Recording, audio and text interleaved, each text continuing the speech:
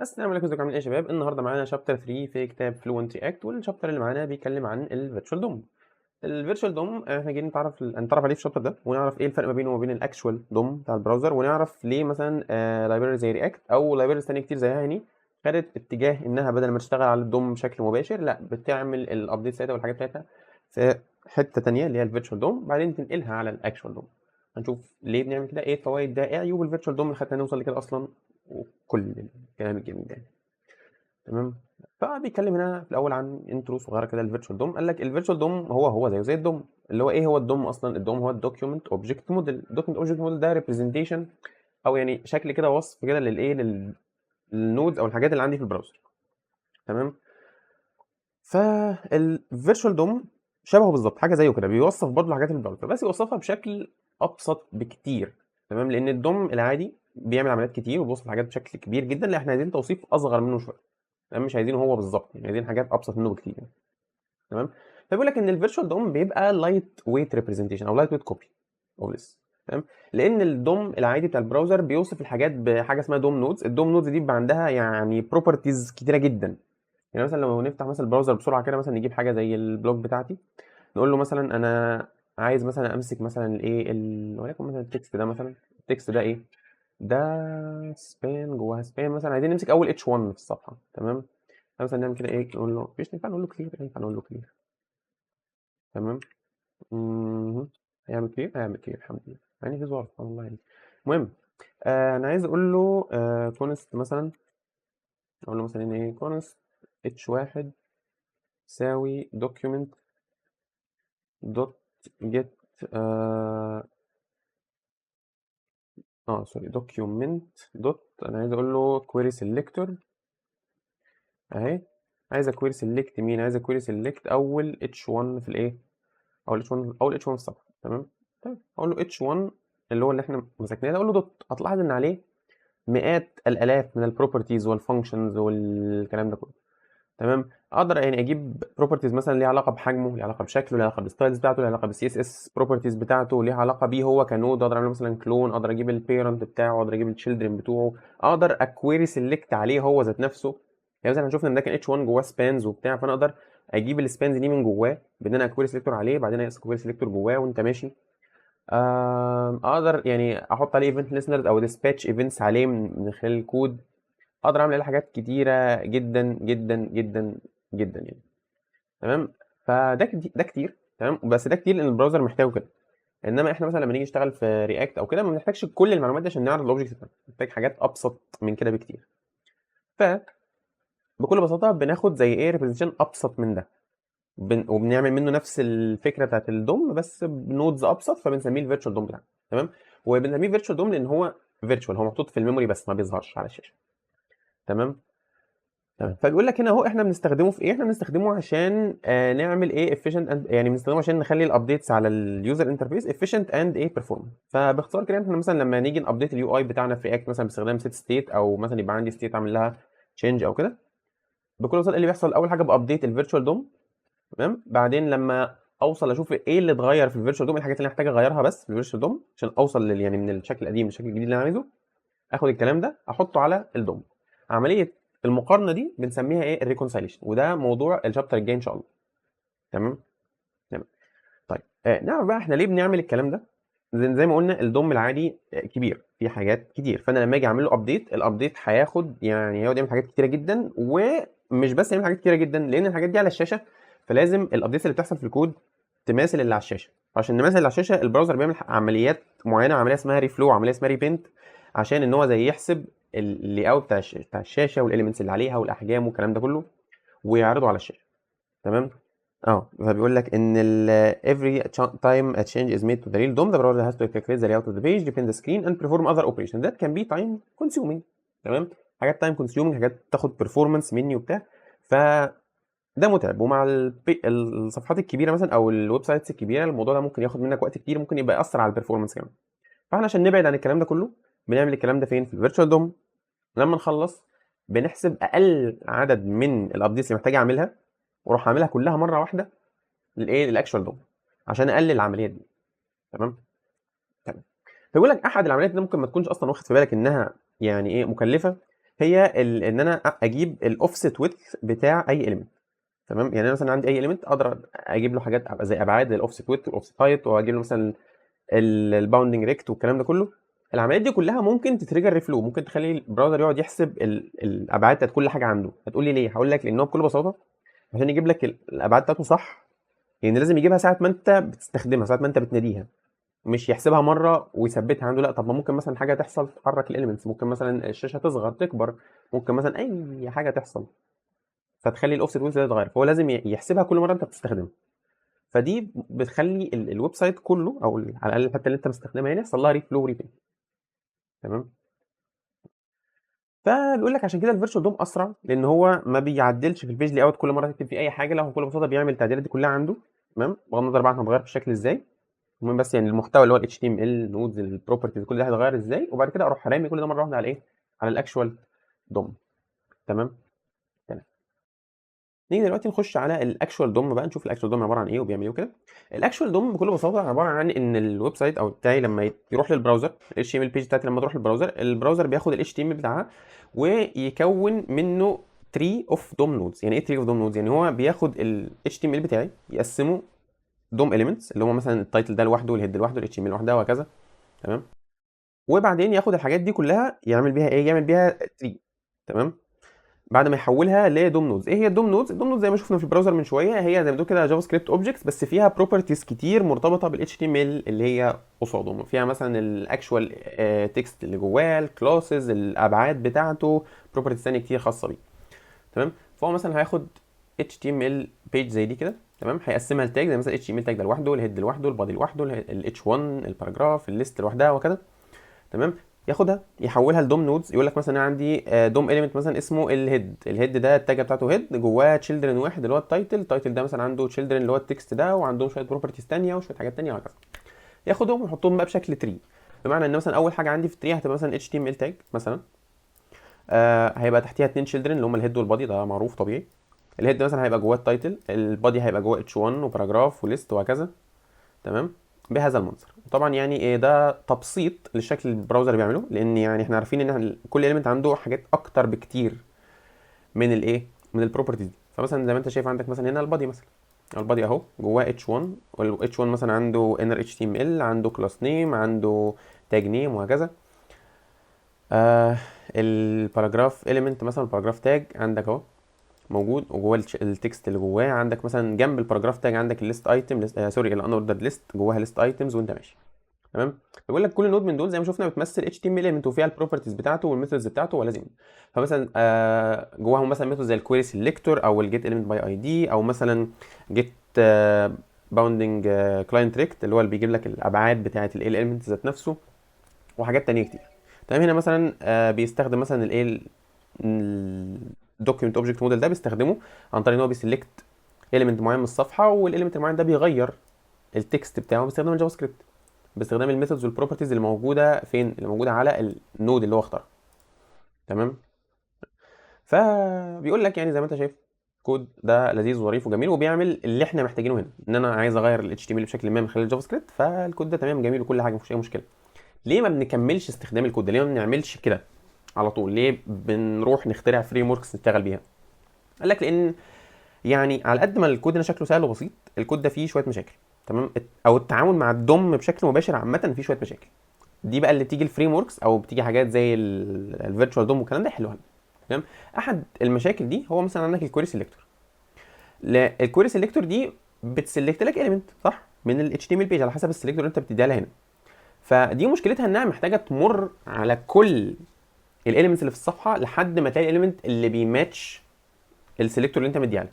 السيلكتور دي ممكن تكون سيلكتور بسيطه مثلا زي ما احنا عملنا، ان انا مثلا سيلكتور بسلكت مثلا اليمنت بالتاج بتاعته اللي هو مثلا الاي تاج او الاتش 1 تاج او البي تاج او غيره. او ممكن اديها اي سي اس اس سيلكتور، يعني مثلا ممكن اديها هنا مثلا كلاس، ممكن اديها هيدر، ممكن اديها مثلا اي نستد سيلكتور بقى، او سيلكتور صعبه شويه. تمام. فهي بتقعد تلف على كل الاليمنتس، كل اليمنت مثلا تقف عليه تقول له انت يعني بتماتش السيلكتور بتاعتي ولا لا، تجرب السيلكتور هل السيلكتور بتاعتي هتماتش معاك ولا لا. لو تمام هاخدك اريترنك، لو لا اللي بعده، وهكذا وهكذا وهكذا وهكذا. فموضوع مكلف، ده نمره واحد. تمام. هو ده بيقول لك عليه ايه في في حبه الكلام ده كله يعني. فيعني بيقول لك يعني ممكن تقول كسايد نوت كده ان مثلا احسن من الكويري سيلكتور ان انا استخدم الجيت الين باي اي دي. هتقول لي ليه؟ هقول لك ان الجيت الين باي اي دي زي ما بتقول كده محدده شويه، يعني ما بتسيرشش في كل حاجه، لا بتسيرش على الايديات بس، ده نمره واحد. نمره اتنين، الايديات احنا عارفين ان الايديات المفروض تبقى يونيك، فبما انها يونيك في بعض البراوزرات بتهاش الايديات بتاعتها، فتعرف مثلا كل اي دي مكانه فين او النود اللي هو ملحق بيها فين. تمام. يعني مثلا بدل ما الجيت الين باي اي دي هتقعد تلف على كل اليمنت تشوف الاي دي بتاع كل واحد، طب انت الاي دي اللي انا عايزه لا، انت الاي دي اللي انا عايزه لا، انت الاي دي اللي انا وهكذا، لا هي بكل بساطه هتروح لحته كده في البراوزر، او البراوزر هيروح لهاش كده هو عاملها، شوف مثلا الاي دي ده الاليمنت بتاعه اهو، فهيريتيرن الاليمنت على طول. تمام. فبيقول لك انها يعني في حين ان الكويري سيلكتور ممكن تكون او اوف ان، الجيت الين باي دي تبقى او اوف 1 المفروض يعني. تمام. بدل برضه ممكن يبقى يعني هي بيقول لك approximately او اوف 1 او approximated as او اوف 1، ليه؟ لان يعني ما فيش حاجه بيرفكت مبدئيا، وغير كده بما انها هاش فممكن يحصل هاش كوليجنز او يحصل اي مشكله من مشاكل الهاش تيبل زي ما احنا عارفينها، زي الهاش كوليجنز او زي ان الهاش تيبل بتاعك يكبر بشكل كبير جدا. تخيل انك عامل اي دي لكل حاجه في موقع كبير، فالموضوع مش هيبقى سهل او سريع يعني. ده نمره واحد. نمره اتنين، ان البراوزر اصلا مش بينفورس الاي دي يونيكنس. يعني ايه؟ يعني انت لو عندك مثلا، يعني عندك ويب سايت، الويب سايت ده فيه اليمنتس دي فيها اي ديات، الويب سايت مثلا هيشتغل حتى لو انت عندك اتنين اليمنت ليهم نفس الاي دي. البراوزر مش هيقول لك يعني، ممكن يديك وورنينج او حاجه في التيرمينال يعني، بس ايه، او الديف تولز، بس مش هيقف يعني، الويب سايت هيشتغل عادي. تمام. تمام. هنا بيقول لك اهو ان الكول سيلكتور ممكن تبقى اوف ان وير ان از ذا نمبر اوف اليمنتس ان ذا دوم. تمام. هنا بيشرح لك اصلا البيج او نوتيشن، عشان مش في ناس كتير بتبقى مثلا فرونت اند ديفلوبرز كده ما عدتش على الحاجات دي. تمام. تمام. عندنا ايه تاني؟ تاني مشكله عندك في انك بتسلكت الاليمنتس اكشلي من الدوم او بتغير في الدوم ذات نفسه، هو ان الدوم ده فولاتايل. يعني ايه فولاتايل؟ يعني ممكن تقول كده مش موثوق فيه، يعني عرفت سهل ان الستيت بتاعته تتغير، لان الدوم ده بيتاثر بحاجات كتيره جدا. ممكن يتاثر باليوزر انتراكشنز، ممكن مثلا اليوزر يعني مثلا لما يكليك على حاجه فيغير حاجه في الدوم مثلا. ممكن مثلا نتورك ريكوست مثلا يغير حاجه في الدوم، ممكن يبقى عندك كلاينت سايد سكريبت او عندك مثلا اكستنشن او عندك حاجه في البراوزر تغير في الدوم، فصعب انك تعتمد على الدوم كمصدر اساسي للمعلومه عندك باختصار يعني. تمام. آه الفكره بقى انك لما تكون بتستخدم فيرتشوال دوم او بتستخدم اي فريم ورك ثانيه، لا فانت بتعدل فيها هي، وهي ما حدش يقدر يعدل فيها غير الكود اللي انت كاتبه. تمام. فده يعني بيخليها ايه، امن او اضمن. تمام. لكن في عندنا بقى يعني مشاكل اكبر من كده. يعني المشاكل اللي فاتت دي ممكن تكون مثلا حاجات يعني ايه، مشاكل بسيطه او مناقصات شويه كده بتضايقك كنت تكتب كود، بس ما هياش المعضله اللي خلتنا ننقل فعلا للفيرتشوال دوم. الفيرتشوال دوم فيه مشاكل، او الريل دوم فيه مشاكل اكتر بكتير. زي مثلا ان بما ان مثلا الفيرتشوال الريل دوم بتاعي مفتوح، لان اي حاجه اتغير فيه زي ما شفنا فوق ممكن مثلا يضايقني شويه ان الست بتاعتي تتغير، ما اقدرش اعتمد عليها، بس ممكن يعمل حاجات مشاكل اكتر من كده بكتير، زي مثلا الكروس سايت سكريبتنج اتاكس مثلا. فدي احد مشاكل البرفورمانس اللي موجوده في الريل دوم اللي الفريم وركس بتحلها. لان اي فريم ورك انت بتستخدمه قبل ما تحط اي اتش تي ام ال في الدوم، الاتش تي ام ال ده بتعمل له سانيتايزيشن. تمام. حتى لما انت بتكون عاوز انك تحط اتش تي ام ال من غير سانيتايزيشن، يعني بيبقى اسمها ان سيف، والفريم ورك بتقول لك انها ان سيف، يعني عرفت بتقول لك على مسؤوليتك، تصرف انت براحتك. لانها في العادي ايه، بتحميك من الكروس سايت سكريبتنج اتاكس. والكروس سايت سكريبتنج اتاكس اللي مش عارف يعني بكل بساطه، هو ان انا عندي ويب سايت، الويب سايت ده مثلا ويب سايت زي اي ويب سايت في الدنيا. تمام. بس مثلا اقدر اخد مثلا من اليوزر انبوت مثلا، او اقدر اخد منه حاجه، او مثلا بيجي لي مصدر خارجي مثلا، بيجي لي اتش تي من مصدر خارجي من اي حته، مثلا يوزر انبوت، نتورك ريكوست، اي حاجه، وانا باخد الانبوت ده برميه في الدوم على طول. تمام. الفكره ان اللي انا برميه في الدوم ده انا بفترض ان هو سيف امان، لكن هو ممكن ما يبقاش سيف. ممكن يبقى فيه مثلا اتش تي ام ال بيعمل حاجه، ما في مثلا ممكن يبقى فيه سكريبت تاج مثلا بياخد باسوردات اليوزر من الكاش اللي هو حاططها في البراوزر مثلا. ممكن مثلا بينجكت اي حاجه جوه البراوزر بتاع اليوزر، تمام، بسكريبت تاج. تمام. فالفكره كلها ان انا يعني قبل ما احط اي حاجه في اي اتش تي ام ال او اي حاجه في تظهر لليوزر، تمام، غير اللي انا كاتبها في الويب سايت بتاعي، يعني لازم امنها تبقى سيف، والا هيحصل لي حاجه اسمها كروس سايت سكريبتنج اتاك. يعني بيجي لي سكريبت من سايت مختلف يعمل اتاك على السايت بتاعي. تمام. تمام. وعندك طبعا مشاكل البرفورمانس. الفريل دوم ايه مشاكل البرفورمانس؟ زي ما شفنا ان انا مثلا عشان اسلكت اليمنت معين، الموضوع صعب، الموضوع ممكن ياخد وقت، ممكن يلف على الاليمنتس كلها اللي عندي في الصفحه. تمام. عندك مثلا حاجات زي ان انا مثلا اسلكت الاليمنتس ويت مثلا باستخدام اوفست ويت، دي بتخلي البراوزر كله يري بينت وري فلو. تمام. في مشكله كمان هنشوفها فين تحت شويه، اللي هي فين. هو انا بشرح لك مشكله اللي اوت والري فلو، خلينا ممكن نشوفها قبل ما ننزل. تمام. بيقول لك مشكلتها ان انا بكل بساطه طبعا عندي كود زي ده.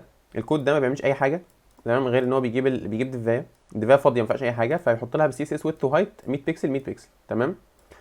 وبعدين يعمل سكريبت. السكريبت ده بيرن اول ما الصفحه تشتغل. انا محطوط اخر البادي تاج اهو. بيعمل ايه؟ بيسلكت الديفايه دي، وبعدين بيجيب الاوفست ويدث بتاعها. فانت لو عملت يعني بروفايلنج للويب سايت بتاعك، هتلاحظ ان في ايه، عمليات كتير بتحصل، او عمليتين بيحصلوا عشان بس ايه، ارن السطر ده، اللي هي عمليات ريبنت وريفلو. طب العمليات دي بتاخد وقت قد ايه مني؟ بتاخد مني 2 ملي سكند. طيب 2 ملي سكند ده مش حاجه، بس ده ان انا عندي ويب سايت شبه فاضي. تخيل الويب سايت ده اكبر من كده بكتير. تخيل الويب سايت ده مثلا بقى حجم الويب سايت اللي انت بتشوفها، بحجم حاجه مثلا زي امازون، زي فيسبوك، زي اي حاجه كبيره تخيلها. تمام. تخيل ان عمليه زي دي مثلا، ودي هنا مثلا بتحصل مره، تخيل العمليه بتحصل اكتر من مره، او ان انا ببني عليها حاجات تانية كتير، بعمل بيها انيميشن، بعمل بيها حاجه. الموضوع هيبقى صعب ان انا اكمل فيه بهذه الطريقه. تمام. وهيأثر على اداء الويب سايت بتاعي. تمام. تمام. فهو هنا مثلا كان بيقترح حل انك تعمل ايه، انك تستخدم مثلا حاجه زي جيت باوندنج كلاينت ريكت. ليه جيت باوندنج كلاينت ريكت؟ لانها بكل بساطه بدل ما تجيب لي الويدث بس، لا ده بيجيب لي الويدث والهايت وابعاد تانية كتير كده للاوبجكت بتاعي. ده نمره واحد. وكان بيقترح انك تستخدم فانكشن. الفانكشن دي زي ما تقول كده بتباتش فيها كل اللي انت عايز تعمله. يعني انت مثلا عايز تريد مره الويدث عشان تعمل حاجه، ومره الهايت، ومره مش عارف ايه، ومره مش عارف ايه، كل الكلام ده، لا اعمل كل ده في مره واحده. كانك بتباتش الحاجات دي في مره واحده عشان ايه؟ تعمل ريفلو ريبنت واحد من الاخر يعني. تمام. تمام. طيب ايوه، دي المشكله اللي كنا عايزين نشوفها، انك مثلا لو انت عندك ليست زي دي مثلا، وبتكتب شويه كود، الكود ده اللي هو ده بيسلكت الليست، بعدين بيعمل نيو ايتم مثلا، وبالنيو ايتم ده ايه، بيعمله ابند للليست. تمام. الفكره ان الكود ده زي ما انت اللي انت شايفه ده، يعني شكله كود بسيط وعادي ما بيعملش اي حاجه، بس الفكره ان الكود ده لما تيجي ترنه هي ري ريندر الليست كلها، او الليست كلها تحتاج تحسب ابعادها من الاول تاني، باختصار يعني. تمام. وبيقول لك كمان ان العمليه دي بتحصل عمليه مثلا ان انا اري ريندر الليست كلها، او احسب ابعاد الليست كلها، اعمل ري فلو ريبينت للليست كلها. ده بيحصل يعني حتى لو انا بضيف اليمنت واحد، او بشيل اليمنت واحد، او بعدل في اليمنت واحد. مثلا لو عدلت في اليمنت واحد، مثلا اديته كلاس مختلف مثلا، او حاجه، او مثلا عملت عليه حاجه بجافا سكريبت او كده، هحتاج ان انا اري ريندر الليست كلها برضه، او يعني اري فلو ريبينت الليست كلها. تمام. وطبعا يعني احنا هنا عندنا لسته فيها 4 ايتمز، تخيل لسته اكبر من كده بكتير. تخيل لسته مثلا لسته كومنتس مثلا من اللي انت بتقراهم على فيسبوك دول، مثلا من اللي فيها 1000 ايتم مثلا، او 2000 ايتم او كده. تمام. فالموضوع هتلاقيه ايه، هتلاقيه صعب. هنا مثلا بيوريك ان ده برضو بيحصل، حتى لو هو بيعمل ايه، مجرد بيعمل هايلايت. يعني هو عامل لسته فيها 3 ايتمز اهو، عامل بوتوم بيهايلايت ايه، ايتم 2. بيعمل ايه بكل بساطه؟ ان هو بيجيب ايتم 2 يحط عليه سي اس اس كلاس. سي اس اس كلاس ده بيهايلايت، بيغير بس لون الخلفيه. تمام. فستيل نفس الكلام، هتخليك تعمل ريفلو ريبنت على الليست كلها، عشان انت غيرت في ايه، في اليمنت واحد، او حذفت اليمنت، او اضفت اليمنت. تمام. فبيقول لك التعامل مع الدوم العادي بالنسبه للبرفورمانس مش سهل. تمام. انك توبتمايز البرفورمانس على الريل دوم مش سهل، فعشان كده بنلجا لايه، للفريم وركس او اللايبرز اللي احنا بنستخدمها زي رياكت وفيو انجلر والكلام ده كله.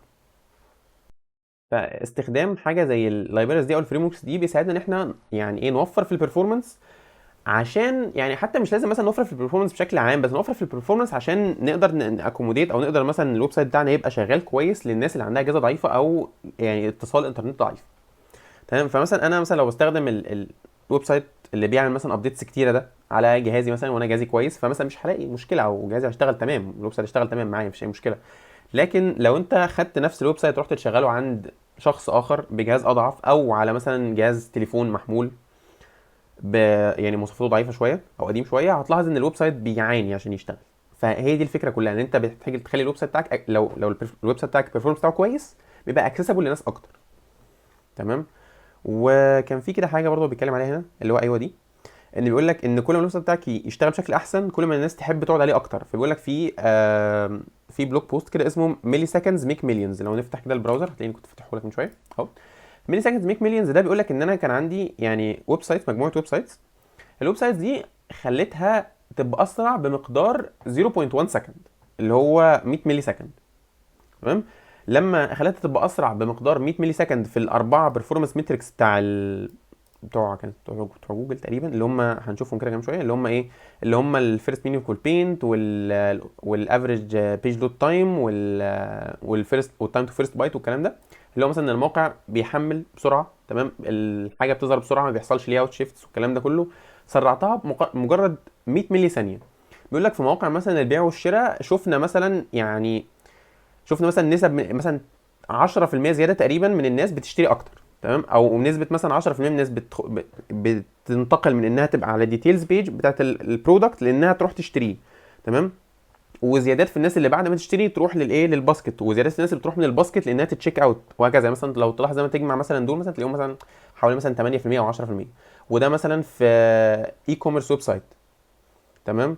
وفي مثلا يعني عايز اقول لك ايه، في مثلا ويب سايتس ثانيه هو كان بيتكلم عنها زي مثلا ويب سايتس السياحه، هتلاحظ برضو زيادات في اعداد الناس اللي ايه، اللي بتنتقل من حته للتانيه، من انها مثلا تحجز رحله لانها تخش تعمل تشيك اوت الكلام ده كله. وغير كده يعني، غير الناس إيه بتكمل في الويب سايت اكتر، الناس يعني في زيارات اكتر تيجي على الويب سايت، الناس بقت بتقعد فتره اطول على الويب سايت، ويعني وده كله يعني في الاخر بيجيب فلوس اكتر في الاخر. ان انا لما اقعد اكتر، لما الناس تعجبها الويب سايت اكتر، الناس تيجي اكتر للويب سايت، الناس مثلا تنتقل تعدي من صفحات اكتر وكده، فده سيمبلي بيجيب فلوس اكتر من الاخر يعني، تمام. ولو انت قعدت تقرا الارقام يعني هتلاحظ ان في زيادات مش هينه. يعني مثلا لو قعدت تقرا مثلا هنا يعني بيقول لك ان عدد الناس اللي بتنتقل من صفحه البرودكت بيج لصفحه الباسكت زاد بنسبه 40%، تمام. ليه؟ لمجرد ان احنا سرعنا الويب سايت. بيقول لك لونجر سيشنز ويل اولسو ريكوردد، ان اليوزر اللي بيخش الويب سايت بيقعد عليه فتره اطول من بعد ما كان الويب سايت يعني ايه، مش هقول بطيء، بس من بعد ما كان ابطا بنسبه 100 ملي سكند، لا سرعناه 100 ملي سكند، شفنا الزيادات الرهيبه دي، تمام. تمام. عندنا ايه تاني؟ احد المشاكل برضو اللي بيحلها الفيرتشوال دوم، او احد عيوب الريل دوم، تمام، هو الكروس براوزر كومباتيبيليتي. طبعا حاجه زي دي بتقل دلوقتي بما ان احنا يعني البراوزر بتاعنا بتتحسن مع الوقت، بس مثلا ده زمان كان عامل مشكله رهيبه جدا جدا جدا، هو ان انا عندي البراوزرز كانت كل واحده فيهم بتعمل الحاجه بمزاجها. فلو تيجي تبص تحت كده مثلا، ابسط حاجه كانت ان مثلا الايفنتس مثلا في بعض البراوزرز كان التارجت بتاع الايفنت بنسميه تارجت، في براوزرز ثانيه لا كنا بنسميه سورس اليمنت. فكنا بنضطر نكتب كود زي ده، او مثلا نضطر نستخدم حاجه زي جي كويري، اللي كان احد اهدافها اصلا لو تفتكر الشابترين من شابترين فاتوا كده، كان احد اهدافها انها بتوحد البراوزرز اساسا، انها تخلي البراوزرز كلها بتشتغل بنفس الطريقه او ليها نفس الانترفيس، تمام. ان انا مثلا لما اقول له ايفنت دوت تارجت، او لما اقول له ايفنت دوت مثلا اليمنت دوت اون، او اعمل ايا كان اللي انا هعمله مثلا، هو بيشتغل بنفس الشكل مهما كان البراوزر ايه موجود عندي.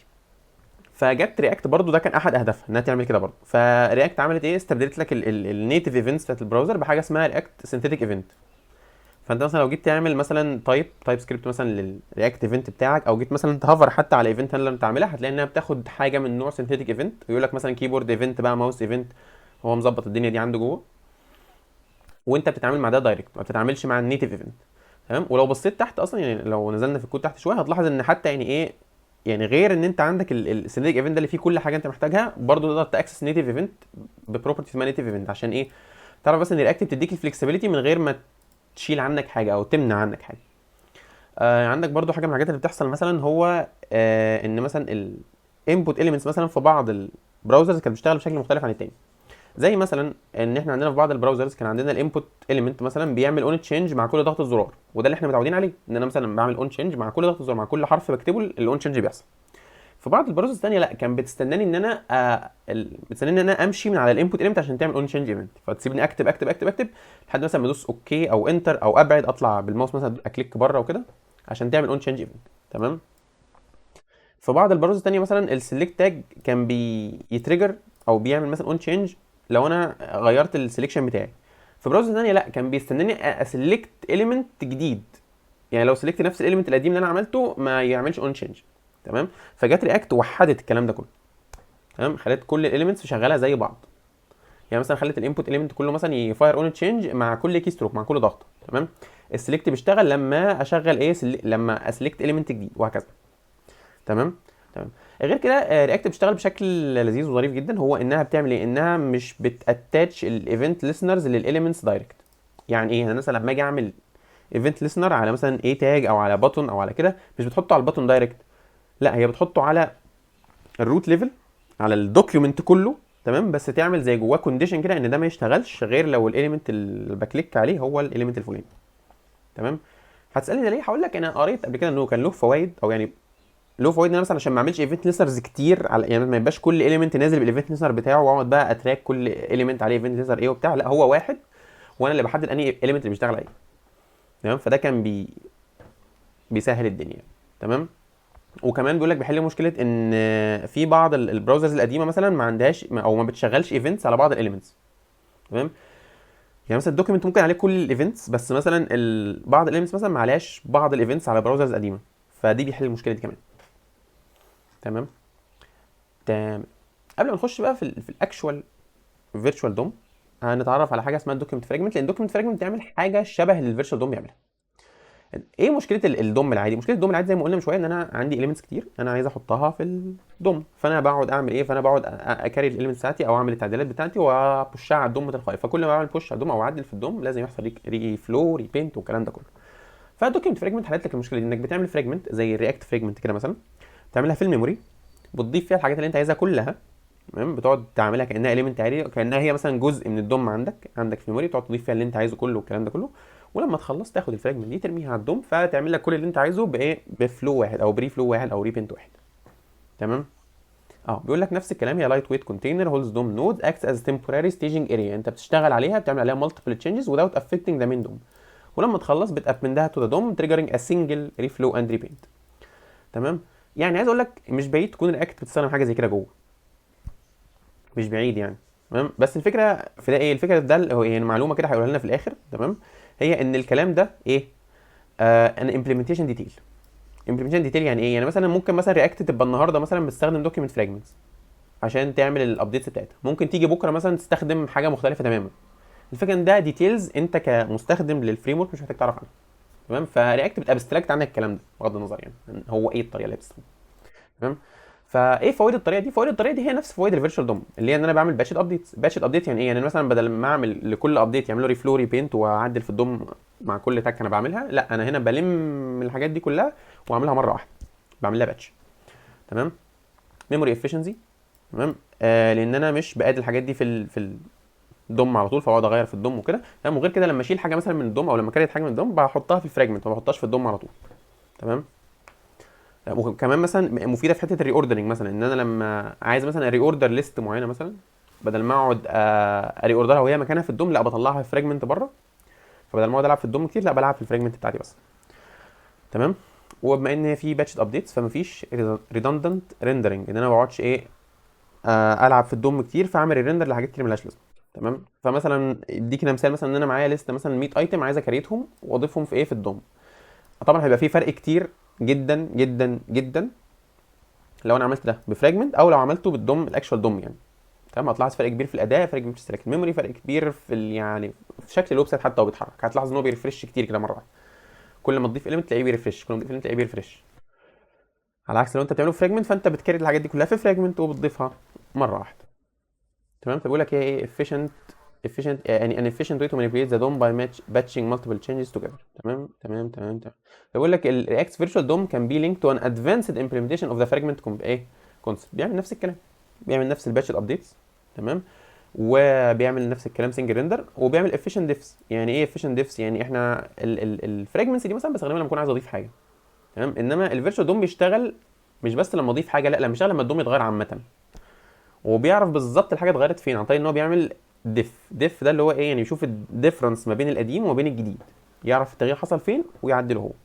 ودي الطريقه بتحصل بشكل افيشنت جدا، وهنشوف في عمليه ريكونسيليشن اصلا الشابتر الجاي نشوف بتحصل ازاي. تمام. تمام.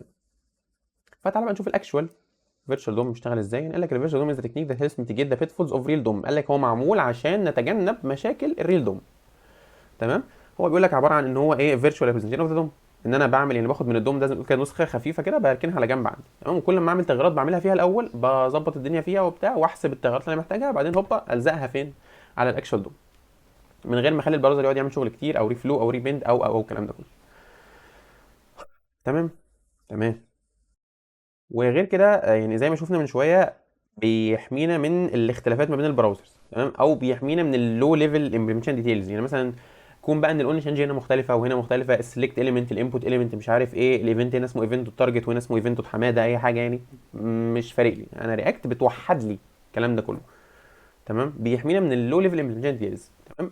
وحتى يعني حاجه من الحاجات اللي شفناها في الشابتر 1 هو ان رياكت بتشتغل بشكل ديكلاراتيف، ان انا مش بحتاج اقول له اعمل ايه بالظبط، انا بقول له انا عايز اعمل ده، عايز احط تكست هنا، عايز احط اليمنتس هنا، عايز اعمل كذا هنا، هو بقى بيتصرف. فده هو يعني دي احد مزايا رياكت برضه، انها بتخلينا نكتب كود بشكل ديكلاراتيف. تمام. فزي ما شفنا من شويه، او زي ما قلنا من اول شابتر، يعني ان احنا الفيرتشوال دوم هو شبه الدوم، ان هو بيكريت للاليمنتس اللي عنده، يعني بيكريت لها نودز. فالنود دي شكلها عامل ازاي؟ بتبقى رياكت اليمنتس بتتكريت عن طريق الرياكت دوت كريت اليمنت فانكشن. طب يبقى شكلها ازاي؟ برضو شكلها حاجه زي كده، رفلي يعني حاجه زي كده. تمام. يبقى اي رياكت اليمنت لو انت بصيت عليه هيبقى عنده حاجه اسمها ايه، $$، تايب اوف. تمام. وده بيبقى سيمبل بيحدد لك نوعه على حسب هل هو رياكت اليمنت يعني كومبوننت، او هو مثلا كونتكست بروفايدر، او رياكت بورتال، او عندنا ايه تاني من الانواع عندنا، او فراجمنت، عندنا بورتال، بروفايدر. تمام. بيحدد لي هو ايه النوع بتاعه كرياكت اليمنت يعني. تمام. عندنا كذلك التايب ده بيبقى حاجه من الاثنين، ممكن يبقى سترينج لو انت الاليمنت بتاعك ده بيلت ان اليمنت، يعني مثلا ديف او باراجراف او هيدر 1 او اللي هو اتش 1 او اتش 2 او كده. تمام. او بيبقى يعني فانكشن لو انت الكومبوننت اللي انت بتعمل له كرييت اليمنت ده هو يعني يوزر ميد كومبوننت، لو مثلا كومبوننت انت اللي عامله كارد مثلا، ناف بار، مش عارف ايه كده. تمام. وده هنقدر نشوفه تحت مثلا، اهو مثلا ده الكومبوننت بتاعي، مثلا عملت كومبوننت اسمه ماي كومبوننت، فهتلاحظ ان التايب بتاعه ايه، ماي كومبوننت. لكن لو كان مثلا ديفاي او اي حاجه بلتن هيبقى سترينج زي كده.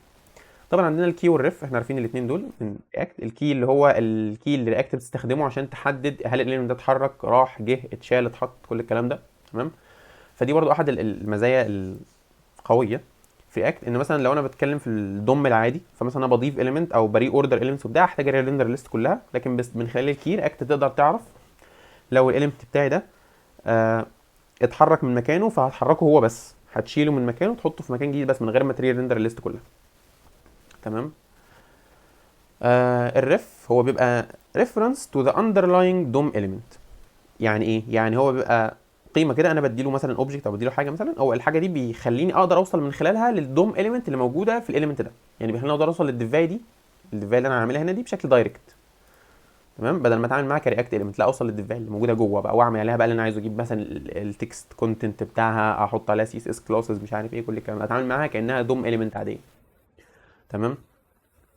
وهنا عندك البروبس بتاعتنا، البروبس اللي احنا بنحطها للرياكت اليمنتس عادي، اللي هو مثلا كلاس نيم، تشيلدرن، مش عارف ايه كده.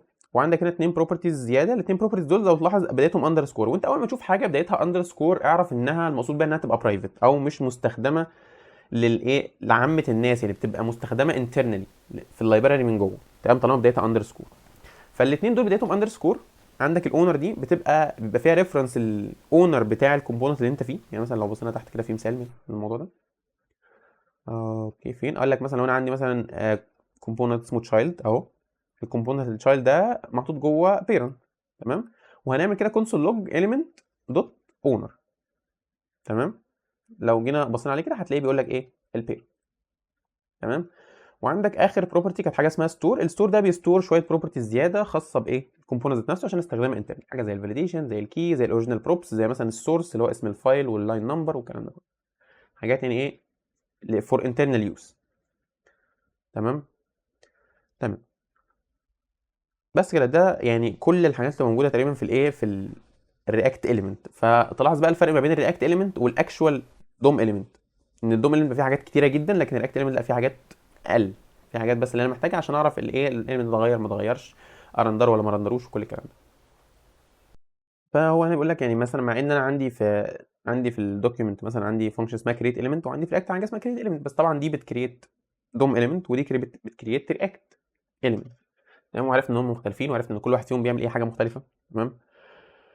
وهيقول لك مثلا انت لو عندك مثلا الاكت كريت اليمنت، مثلا عايز تكريت مثلا ديفايه كلاس بتاع ماي كلاس وفيها تكست هالو وورلد، ده هتكريتها كده كرياكت اليمنت اهي، وده هتكريتها كده كايه، كدوم اليمنت، انك هتكريت اليمنت اسمه ديف، والديف ده هتقول له كلاس نيم كذا، والتكست كنت هتقول له كذا. طبعا كل واحده ايه ليها استخدامها. فيعني الدوم اليمنتس معموله عشان البراوزر يفهمها ويستخدمها ويتعامل معاها كويس. تمام. لكن الفيرتشوال دوم اليمنتس او الرياكت اليمنتس تمام معموله عشان اعرف اعملها ريرندر او لا، واعملها ريرندر امتى، سواء بقى اعرف البروبس بتاعتها واتغيرت ولا ما اتغيرتش، اعرف البيرنت بتاعها، هل البيرنت بتاعها اتعمل له ريرندر فاعمل لها هي كمان ريرندر. تمام. او مثلا عملت ريرندر للبيرنت فاشوف التشيلدرن بتوعه او اي حاجه هو البيرنت بتاعها اغيرها معاه، وهكذا. تمام. فبيقول لك مثلا لو انت عندك رياكت اليمنت زي دي مثلا يعني، فانكشن عبيطه جدا، فيها ايه؟ فيها الكاونت، تمام، فيها كاونت ستيت، وفيها عندك ديفايه. الديفايه دي طبعا هو الريتيرن فاليو بتاعت الفانكشن، فدي اللي انا بستخدمها يعني زي ما بتقول كده تشيلدرن، او الاليمنتس اللي بترجع من الايه، من الكومبوننت اللي اسمه اب. تمام. وفيها الكاونت، وفيها بطن بغير الكاونت. فلو تيجي تبص كده، فده مثلا ده شكله كجي اس 6، ده شكله من غير جي اس 6 باستخدام الرياكت كريت اليمنت عادي جدا. هتلاحظ ان هو اليمنت كبير جواه اليمنتس اصغر. تمام. وانت لو بصيت المنظر ده هتقدر تفهم حته كده في رياكت ممكن تكون انت ما فكرتش فيها قبل كده. هو انت مثلا لما تيجي تستخدم رياكت دايما تلاقيه يقول لك مثلا ما اقدرش ريتيرن اكتر من اليمنت، لازم تراب الاليمنت بتاعتك كلها، يا اما مثلا في ديفايه او فراجمنت او غيره. ده ليه؟ ده لان بكل بساطه الرياكت اليمنتس هي عباره عن فانكشنز. انت عندك فانكشن اسمها اب بتريتيرن فاليو، فهي ما تقدرش تريتيرن اثنين فاليوز، هي تقدر تريتيرن واحده. فهي تقدر مثلا تعمل هنا زي حاجه زي كده، انها بتريتيرن فاليو واحده. الفاليو الواحده دي عندها اثنين تشيلدرن عادي، لان التشيلدرن ده ممكن يبقى اري، ممكن يبقى اكتر من اليمنت. زي ما انت ملاحظ مثلا عندي اليمنت اهو، وادي اليمنت تاني اهو. تمام. فلاحظ هنا عندك مثلا الاب ده بيرترن ديفايه، الديفايه دي عندها اتنين تشيلدرن اللي هم الاتش 1 اللي فيها الكاونت. تمام. والايه البutton اللي عنده بروبرتي اون كليك عباره عن فانكشن بتسيت الكاونت. تمام. فانا اول مره لما اجي ارندر الكلام ده هيبقى بالنسبه لرياكت عامل زي المنظر ده. تمام. هيبقى عندك فيرتشوال دوم 3 عامله بالمنظر ده. انا عندي ديفايه فيها اتش 1 في كاونت بزيرو، وباتون في ايه؟ التكست بانكريمنت. لما اجي اكليك على انكريمنت التري هتتغير بالمنظر ده. فساعتها تقدر رياكت تعمل ديف ما بين دي وما بين دي، تعرف ايه اللي اتغير بالظبط. تلاقي مثلا اللي اتغير هو التشيلدرن بتاعت الاتش 1، فتروح مغير الاتش 1 فقط. تمام. بس كده. اوكي. عندنا ايه تاني؟ عندنا بيقول لك حاجه اسمها efficient updates. efficient updates ده ليه؟ لان رياكت لما تشوف ابديت زي ده بتحاول تحجم الابديت على قد ما تقدر. يعني مش تابديت مثلا الاتش 1 اتغير مثلا ما تروحش مغير الديفايه كلها، لا تغير الاتش 1 بس. طيب هي بتعمل كده ازاي؟ بتعمل كده انها عندها زي طريقه كده او الجوريزم معين انها تقدر تحسب الفرق ما بين التري القديمه والتري الجديده. يعني اسمها الديفنج الجوريزم. تمام. الديفنج الجوريزم بتشتغل عن طريق انها بتمشي على ال سوري يا شباب، تمشي على الدوم نود 3 او الفيرتشوال دوم نود 3، تمشي عليها واحده واحده كده، تبدا تقارن كل ايه اليمنت موجود هنا باليمنت موجود هنا، اللي هو القديم والجديد، القديم والجديد، تبدا تقارنهم ببعض. تمام. فعندها شويه شروط كده. بيقول لك مثلا لو انا مسكت اتنين تريز مثلا، لقيت ان الروت بتاع التري هنا مختلف عن الروت بتاع التري هنا، فبكل بساطه هشيل دي واحط دي، هشيل القديم واحط الجديد على طول. تمام. من غير ما ابدا ادور بقى، لقيت اذا كان الروت نفسه مختلف يعني تحت هتبقى الدنيا عامله ازاي، انقل على طول. طيب لو لقيت النودز سيم في الروت، بس يعني فيهم اتريبيوتس مختلفه مثلا، لا فغير الاتريبيوتس بس. طب انا بقى بعد الروت بقعد امشي على الايه؟ على التشيلدرن. فيقول لك هو لو لقيت التشيلدرن مختلفين فانا حطيت التشيلدرن اتغيروا بس. تمام. يعني مثلا هنا مثلا عندك الديف ده مثلا ما اتغيرش فمش هعمل له ابديت، الاتش 1 اتغيرت فهعمل لها ابديت، لكن الباطن ملوش دعوه. تمام. هو مش بالظبط كده بس يعني ان جنرال هي كده. عندك ايه تاني؟ يقول لك if the children in the node are the same but their order have changed react تقدر تري اوردر النودز من غير ما يعني تشيلهم وتكريتهم تاني. لان مثلا الري اوردر في العادي هيبقى عباره عن ان انت بتلغي اليمنت من الدوم وتروح مكريته وتحطه في مكانه الصح. لا هي رياكت مش هتعمل كده، هي رياكت هتري اوردر، مش هتشيله وتحط، يعني هتشيله وتحط مش هتمسح وتكريت من الاول. تمام. طبعا الاكت تقدر تعرف لو كان في نود اتشالت من التري وتشيلها، او نود اتضافت من التري وتضيفها. تمام. او لو النود التايب بتاعها اتغير. طب لو النود التايب بتاعها اتغير هتشيل النود القديمه وتكريت نود بالتايب الجديد وحاجه جديده وتحطها من الاول. تمام. وطبعا الاكت تقدر تستخدم الكي بروب عشان تعرف لو حاجه اتشالت او اتحطت او ترتبت او غيره. تمام. فيقول لك الاكت عندها ديفنج الجوريزم افيشنت، ايه تقدر تساعدها انها تعمل ابديتس بسرعه with minimal changes، يعني من غير ما تعمل changes كتير للدوم، من غير ما تروح وتيجي كتير، من غير ما تشيل حاجات كتير. يعني بتحاول تحجم الابديت زي ما قلنا على قد ما تقدر. تمام. تمام. making it easier to build complex and dynamic user interfaces. تمام. بس هل الرياكت يعني الجوريزم بيرفكت؟ لا الرياكت الجوريزم مش بيرفكت، وهنشوف مثلا، مش هنشوف دلوقتي، هنشوف لما نوصل لشابتر 10. تمام. اللي هو الرياكت alternatives. هنشوف ان رياكت يعني في عندك حتى كده في حته في الشابتر اسمها ايه؟ اسمها رياكت از نوت رياكتيف. تمام. هنشوف يعني ليه رياكت ماهيش احسن حاجه في حته رياكتيفيتي وفي الايه وفي الريندرز كده. ابسط حاجه ممكن اقولها لك على حاجه الموضوع اللي احنا اتكلمنا فيه شويه ده، هو ان ايه؟ ان رياكت بكل بساطه لما بتشوف تغيير في الستيت، تمام، تغيير في الستيت ده بيعلم على الكومبوننت كله ان ده محتاج يترندر تاني. تمام. فهي بكل بساطه رياكت تيجي تروح شايفه الكومبوننت ده متعلم عليه انه محتاج يترندر، فتروح مرندراه كله. طب هو عنده تشيلدرن دي ما اتغيرش فيها حاجه، هي واخده نفس القيم اللي هي بتاخدها او السيل اللي بتاخدها ما اتغيرتش او كده، لا تروح مرندرها تاني وخلاص. تمام. فهي تلاقي عندك مثلا كومبوننت بيرنت كبير بيتغير، فتلاقي كل الشيلدرن بتاعته بايه تتغير. عشان كده احنا بنحاول نقسم الكومبوننت بتاعتنا على قد ما نقدر، عشان نحاول نحجم التغيرات في حته واحده. عشان مثلا لو انا عامل البيج بتاعتي كلها كومبوننت واحد، فمجرد ما في ستيت تتغير هتلاقي البيج كلها بترندر. لكن لو انا مقسمه وكل واحد فيه الستيت بتاعته، فلما الستيت بتاعت حاجه تتغير، حاجه صغيره قد كده تتغير، هنرندرها هي بس، وبقيه الصفحه تفضل زي ما هي على قد ما نقدر يعني. ولو ان ده مش احسن حل، بس ده احسن من الحلول اللي كانت موجوده قبل كده. تمام. فبيقول لك the way React works when a component state changes React rerenders the component and all of its descendants، يعني هو والchildren بتوعه كلهم. تمام. فمثلا هو عندك بيرنت جواه تشايلد، فتريندر البيرنت، والبيرنت ده تلقائي بيرندر تشايلد، والتشايلد لو جواه حاجه هيرندرها هو كمان، وانت ماشي وانت ماشي. تمام. فرياكت ما تقدرش تعرف لو انا الكومبوننت ده ما اتغيرش فيه اي حاجه، فما رندروش، اسيبه وعدي. تمام. نقدر نخليها تعرف حاجه زي كده، حتى هتبص كده هو مديك المعلومه دي تحت، يقول لك نقدر نخليها تعرف حاجه زي كده باستخدام مثلا الاوبتمايزيشن تكنيكس اللي هنعرفها قدام، زي الميمويزيشن باستخدام ميمو، يوز ميمو، والكلام ده كله. بس ده ما بيجيش باي ديفولت. تمام. طبعا ده at the time of writing. دلوقتي احنا عندنا رياكت 19 جايه معاها رياكت كومبايلر. رياكت كومبايلر بيحاول انه يوبتمايز الحاجه منه لنفسه، انه يستخدم الميمو واليوز ميمو دي منه لنفسه. تمام. بس at the time of writing، و at the time ان احنا مثلا معظمنا لسه بيكتب رياكت 18، لسه رياكت 19 ما بقتش مين ستريم قد كده، مش كل الناس بتستخدمها، لسه في توتوريالات وحاجات لسه ما نزلتش وكده. فهنفترض ان احنا ايه، ان احنا مثلا عندنا كومبوننت زي ده كده، يعني عندنا بيرنت في ستيت وجواه تشايلد كومبوننت. التشايلد كومبوننت لاحظ ان هو معتمد على بروب ثابت ملوش دعوه بالستيت. لكن لو الستيت اتغيرت، البيرنت هيريندر كله، وهيغير معاه ايه؟ وهيغير معاه التشايلد. تمام. فقط لا غير. وهو ده الكلام اللي هو بيقول لك ايه تحت. يعني يقول لك اهو البيرنت كومبوننت عنده كاونت، الكاونت ده لو اتغير التشايلد كومبوننت بياخد ايه؟ مسج بروب، ده ستاتيك ما بيتغيرش. تمام. فاحنا مش عايزينه يريندر لما البيرنت يريندر، بس للاسف لما البيرنت يريندر التشايلد هيريندر معاه، بغض النظر عن هو بياخد منه بروبس ولا لا، بياخد منه داتا مختلفه ولا لا. تمام. وزي ما قلنا دي هنحلها بان احنا نستخدم اوبتمايزيشن تكنيكس قدام، وفي يعني شابتر كامل عن الاوبتمايزيشن تكنيكس، اللي هو الشابتر بتاع الكومن كويشنز اند باورفul باترنز، ده بيحكي لك في الرياكت ميمو واليوز ميمو والليزي لودنج والكلام. تمام. تمام. انت وحتى لو بصيت مثلا في، لو بصيت على لايبريز ثانيه او حاجات ثانيه، زي مثلا زي ممكن تقول انجلر، ممكن تقول فيو، ممكن تقول سفيلت، كويك، سوليد، الكلام ده كله، هتلاحظ ان هم بيستخدموا مثلا يعني طرق رياكتيفيتي ثانيه. يعني مثلا في فيو مثلا وسوليد والكلام ده بيستخدموا حاجه سيجنالز او حاجات شبه السيجنالز. فتلاقي مثلا ان الحاجه اللي بتتغير بتغير نفسها بس، ما بتغيرش اي حاجه معاها. حتى لو مثلا هو كومبوننت واحد فيه كذا حاجه، فلا هو بيغير نفسه بس، بيغير يعني تلاقي حته في نص الكومبوننت بتريندر وبقيه الكومبوننت مش دعوه بيها. تمام. فبس ده كده الشابتر ده اتعرفنا فيه على الفيرتشوال دوم، عرفنا الفيرتشوال دوم بيشتغل ازاي، وعرفنا الفرق بين الريل دوم، وعرفنا ايه المشاكل اللي كانت موجوده في الريل دوم اللي احنا بنحاول نتجنبها عن طريق الفيرتشوال دوم. شفنا الفيرتشوال دوم ده بيتطبق ازاي في رياكت.